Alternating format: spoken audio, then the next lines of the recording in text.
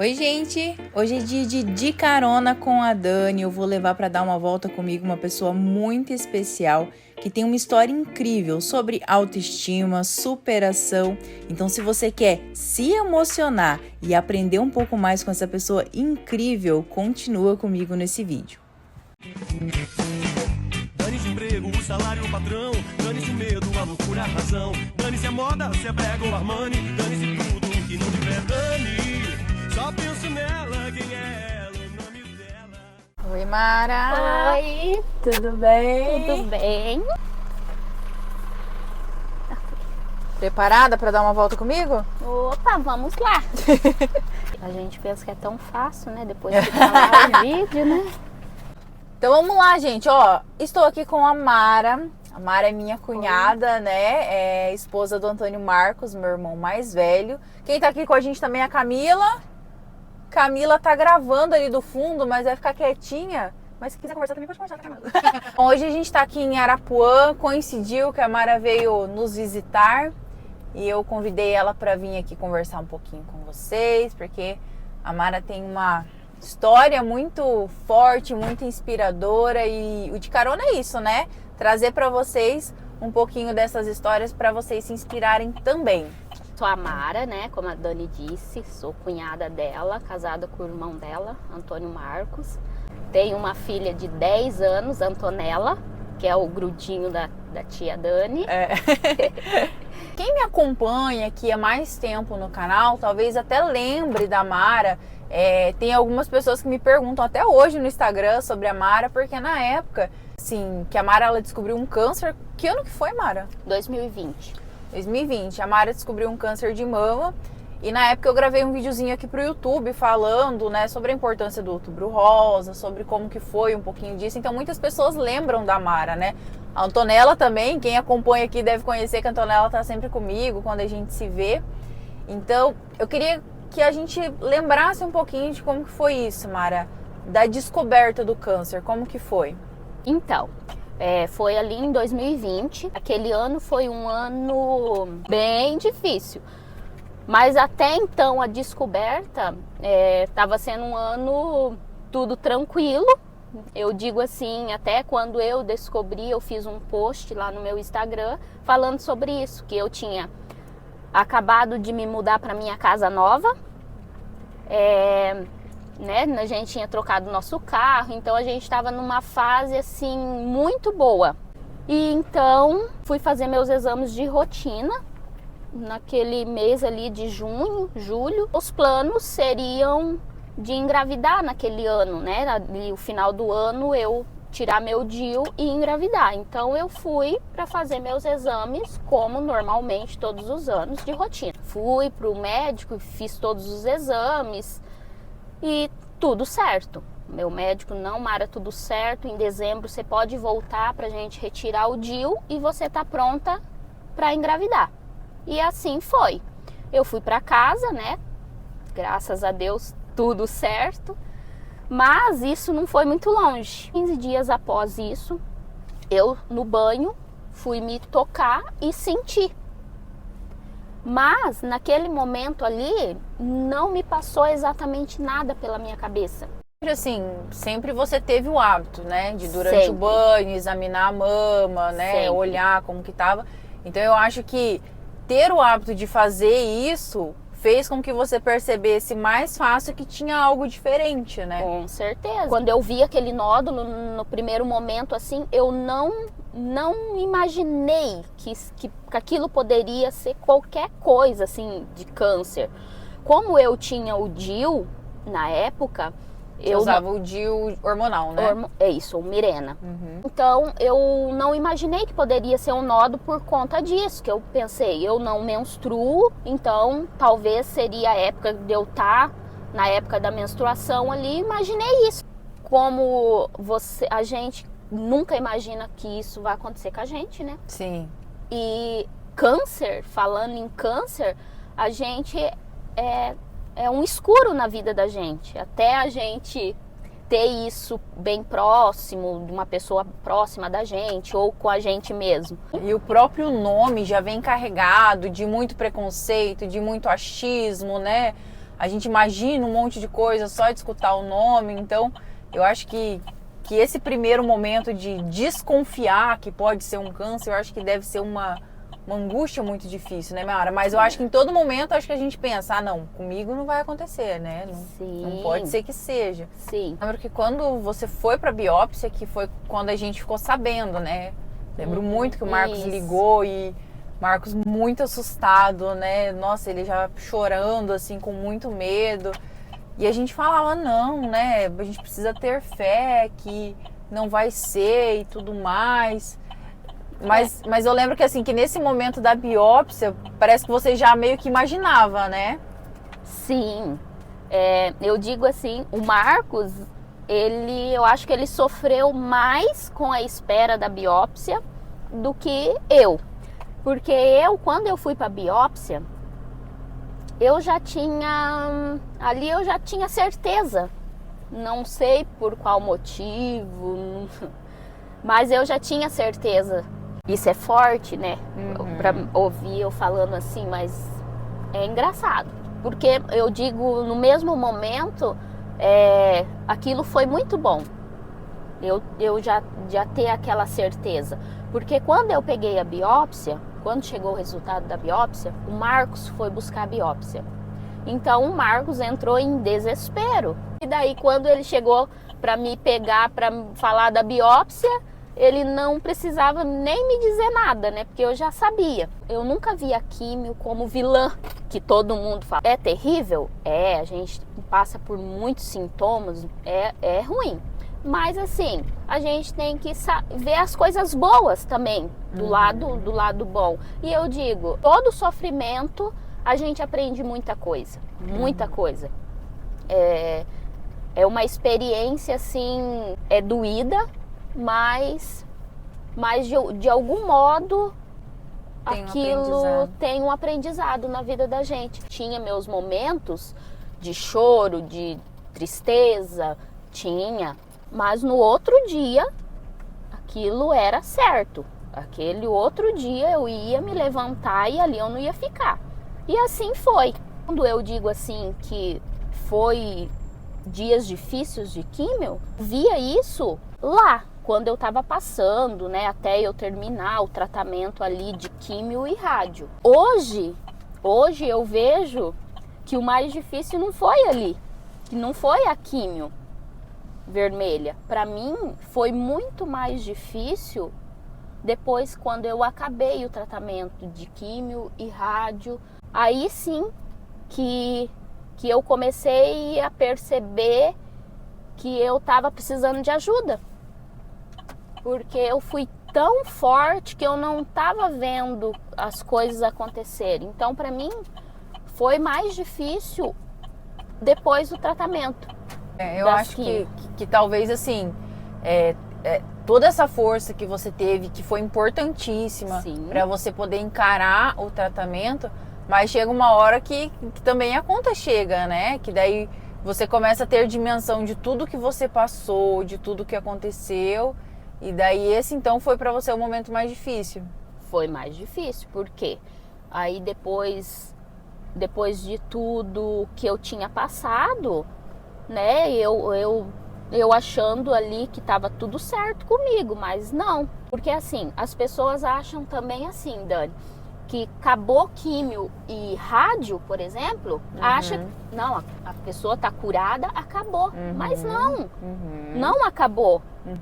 O meu tratamento, lógico que cada um é cada um, né? O meu tratamento ainda são 10 anos eu tomando remédio, né? Comprimidos em casa.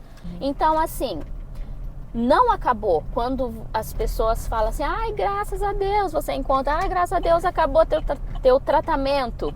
Não acabou meu tratamento. Depois de tudo isso, fica muitas reações no teu corpo. Então, o que aconteceu? Para mim, foi ficando difícil isso. Porque era uma coisa que eu tinha na minha cabeça. Eu fiz químio e rádio, que são o mais difícil. Como é que eu não vou passar tomando remédio? né? Então a minha cabeça era essa quando eu terminei. O que é eu tomar um tamoxifeno todo dia, né? Para mim seria moleza. Então aí foi onde que me pegou.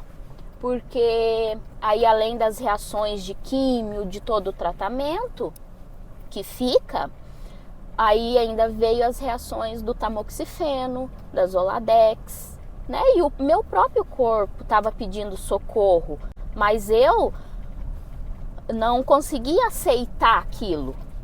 Eu não aceitava que como que eu tinha passado por químio e daí eu, na minha cabeça, um tamoxifeno e tava me deixando daquele jeito.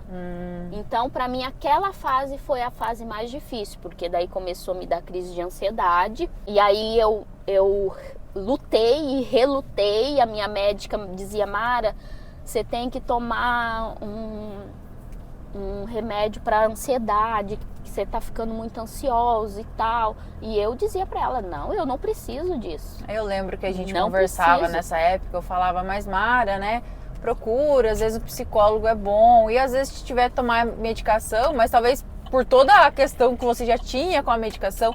E isso é importante falar também, porque muita gente passa por isso, né? Independente, ansiedade ou depressão, e daí não quer tomar o remédio e tudo mais. Mas é uma coisa que faz parte do tratamento, né? Exatamente. Porque assim, agora eu vejo já com outros olhos, né?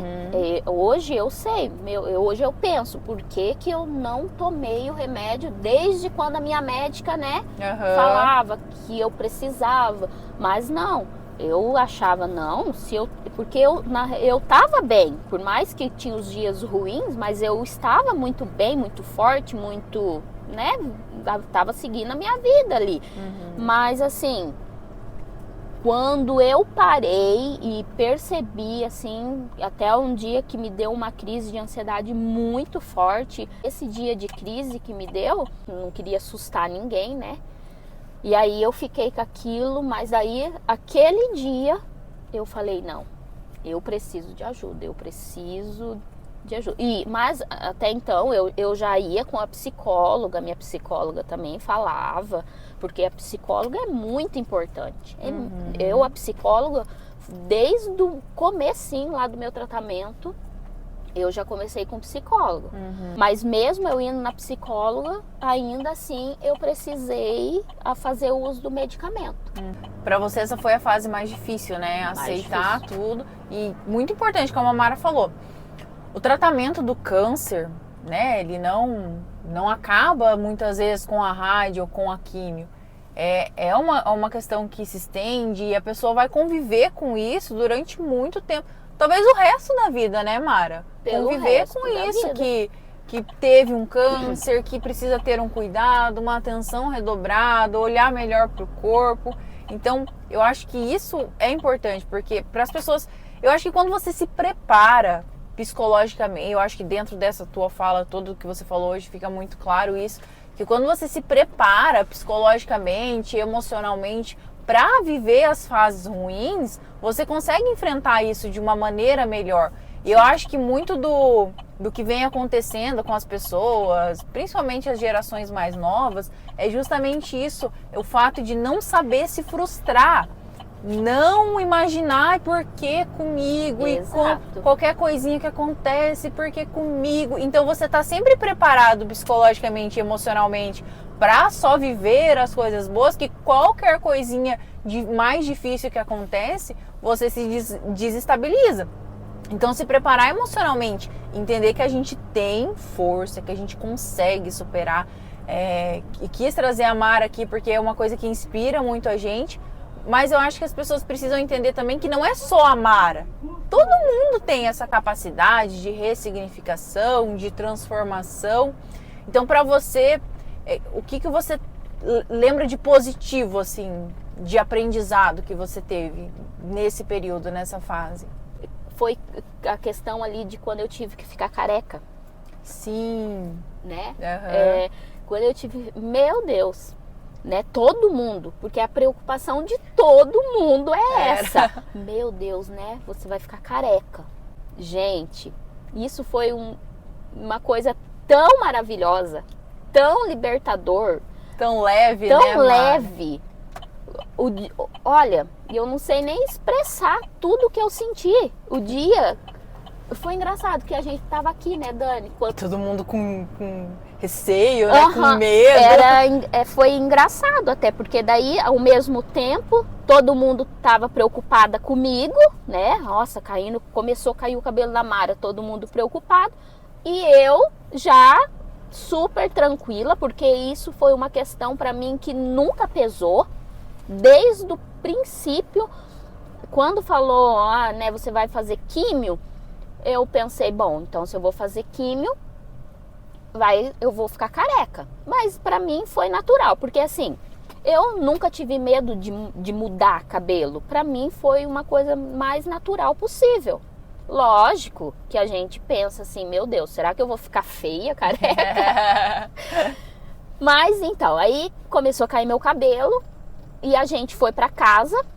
Cheguei em casa, gente, a primeira coisa, falei pro Marcos, pega lá a tua maquininha e vamos passar a maquininha nesse cabelo, porque cai tanto que não tem como você ficar com o cabelo daquele jeito. Tem que raspar logo de uma vez. E assim foi. O Marcos raspou meu cabelo e eu não quis raspar na frente do espelho. Eu não quis porque eu pensei assim, não, eu quero... É que eu arrependo, não. Quero me olhar do jeito que eu tô agora e depois quando eu tiver careca. Gente, que delícia que foi quando eu me olhei no espelho. Que delícia. Eu sei que muita gente sofre com isso. Muitos, eu sei, eu tenho colegas que estão passando por tratamento e que, meu Deus, para elas foi uma luta, mas tá tudo certo, cada um tem o teu jeitinho de lidar com a situação. Mas eu, Dani, eu juro, eu sentei na minha cama e olhei para mim.